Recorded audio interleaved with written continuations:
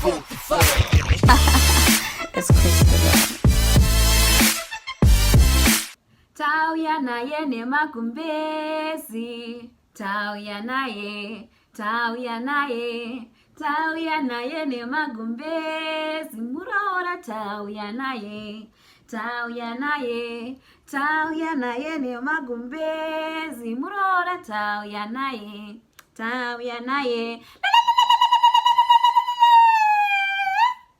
Hi guys.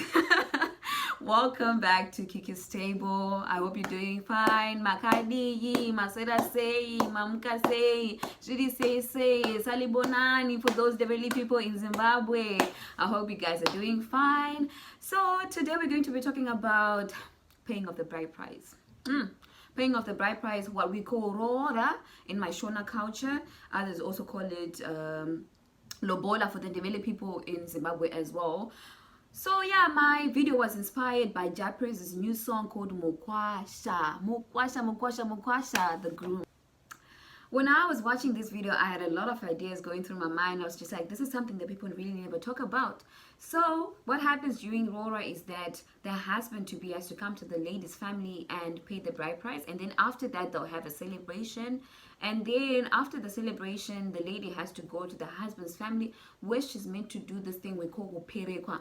Kuperekwa is when the lady has to show the husband's family that, you know what, she's a good wife, she's the wife material. And then she has to do all these things like cooking, sweeping the yard, cleaning, you know what's expected to be done in Africa, of which I don't really think it's the only way to show that you're really a good wife or a good wife to their son. There are better ways to just show it, but then it's just our culture. We just do it as a form of appreciation, or maybe rather unity, or just showing that, you know what, you're good at being the wife for their child. And like I said, so the lady has to do her wifely duties, present herself when it comes to the husband's family, that I can do ABC, and yeah, that is our culture. Personally, like I said, I don't think that's a true representation of who you are as a lady. But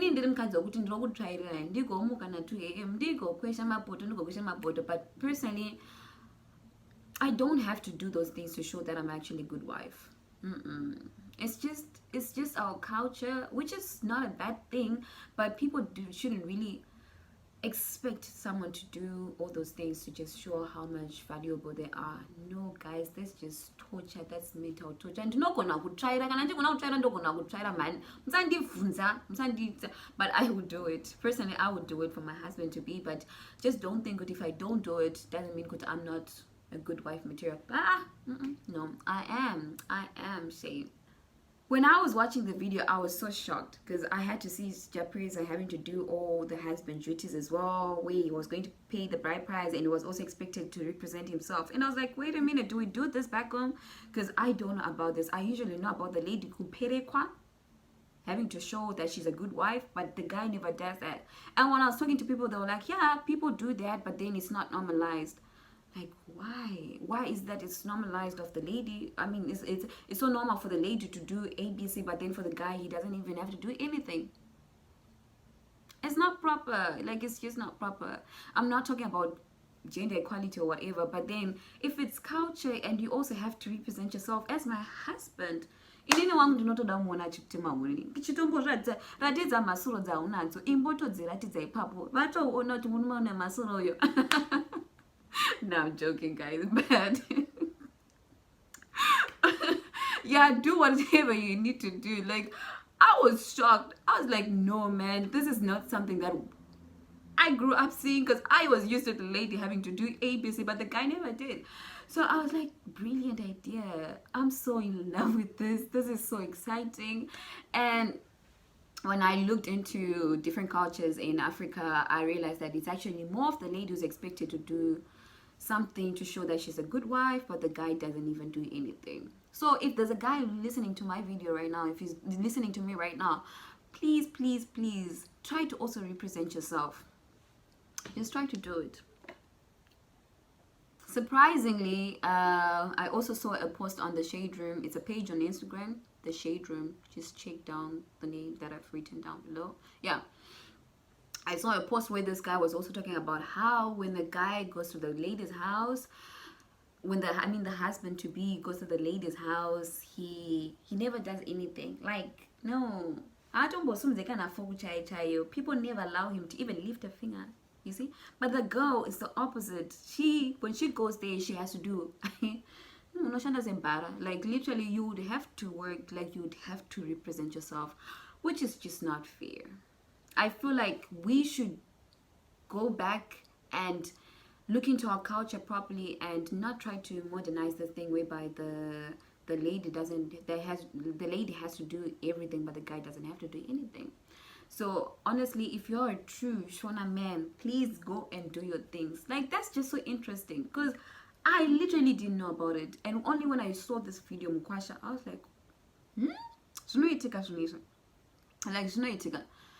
and thumbs up to Japreza. Like, you did so well. Now when it comes to our African culture, we also have our African attire, which is your traditional wear, which represents where you're coming from, your culture, your tribe, you know, like your true representation of where you're coming from. In Zimbabwe, I'm not so sure when it comes to the Shona people if we really do have an African attire or traditional way for us, but I know some people say that we put on this animal skin, and I think we do put on some animal skin, but then people really don't dress up like that. But I know from the Debele people, like Debele people have that animal skin, and I assume they also have white or black, if I'm correct, and it's so beautiful, like it's so nice. But I know for the Shona people, like those people will really also want to emphasize on their African attire, their traditional way. We'll also have this thing called a dashiki, or a Zambian attire, which is this thing, more like the thing that I'm wearing right now. So you can buy it in different colors, comes in forms of different colors, different designs. It's not really the same color as the one that I'm wearing. So yeah, you buy your dashiki and then you make a head wrap out of it, and yeah, this and that. So when you're going to your in-laws, you also put on this dashiki, or you put on this thing. Like, it's so beautiful, guys. Like, it's so nice. And then yeah, you represent yourself nicely. Sometimes you have to make sure it's long, like it's long enough to cover your legs. Like, don't show too much skin, you know. Some people don't like it, but others, yeah, some others are okay with it. Like, you can go and represent yourself.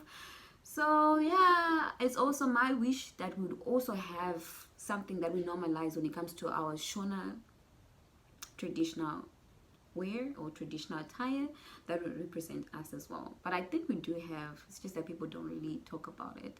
So yeah, that's it when it comes to our African attire, our traditional attire, when it comes to the African culture. The other thing that we have in our Shona culture, we've got this thing called kubadala Roora mari, where after the kuperekwa period, the in-laws have to come with money or gifts, and you know, whatever they want to give her, and then yeah, they put it in this big pot, more like a big pot, which you call hari. It's more like this. It comes in different shapes and forms, but yeah, she has to come with that, and then the in-laws have to give her money and shower her with money, and yeah, that's like, well done, or you've done the job, or you've presented yourself so nicely. And yeah, so we call it hari, and it's actually, I think that's the one part that I would enjoy. Like, give me the money, give me the money, give me the money. So yeah, that's what we do, and that's just part of our culture as well. It's very interesting, but I doubt with the guys they do that. Oh yeah, with the guys, what they do is they give the guy a cow, and then he has to slaughter the cow, so it's his cow, and it's more like it. So he gets one cow, and then they do the slaughtering. And with the lady, they give her money, so they shower with money. Also, in regards to that, sometimes they might ask the lady to go fetch water with a bucket, and then she has to put it on top of her head like this, and then come back with it. And then after she fetches the water, that's when they'll give her the money. Other people, they don't do that. They just do the normal thing of, like, when she's done doing the house chores, then she'll be given the money. So this is the nicest part of kuperekwa, or paying off the bride price. Like, yo, it's so nice. Yeah, so I hope you guys enjoyed my video, and don't forget to subscribe and like my video. Feel free to put down some. So yeah, that's everything I wanted to share with you guys in regards to my Shona culture when it comes to the paying of the bride price and what we do as well. And I hope you guys enjoyed this video, and happy late Africa Day since I posted this late. So yeah, feel free to also comment down below if you have any of the topics that you want us to talk about, and don't forget to like and subscribe for more videos. Thank you so much guys for your time. Cheers. Thank you guys for your time. Don't forget to subscribe and like my videos.